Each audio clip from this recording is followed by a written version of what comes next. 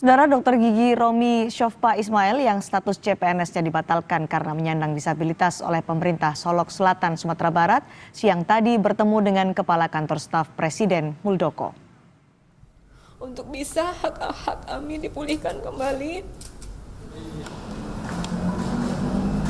Dr. Romi tidak kuasa menahan tangisnya saat menceritakan kasus yang dialaminya seusai bertemu dengan Kepala Kantor Staf Kepresidenan Muldoko.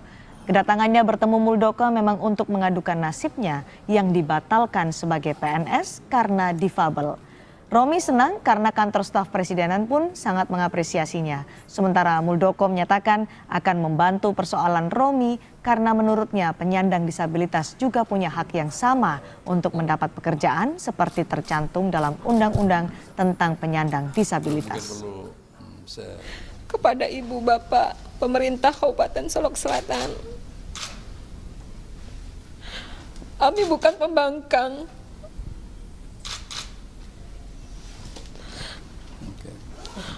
Kami mohon keterbukaan hati Ibu Bapak menerima kami kembali, mengusulkan kami kembali. Kami buktikan selama ini kami mampu bekerja dengan baik, melakukan pelayanan dengan baik. Terimalah kami kembali dengan kerendahan hati kami. Kami mengucapkan terima kasih kepada semuanya. Assalamualaikum warahmatullahi wabarakatuh. Mulai dari beliau sehat sampai dengan mendapatkan musibah, ya, itu tidak ada yang berubah di dalam pengabdiannya. Bahkan masyarakat setempat yang menghendaki bahwa Dr. Romi itu untuk tetap bisa bekerja di sana.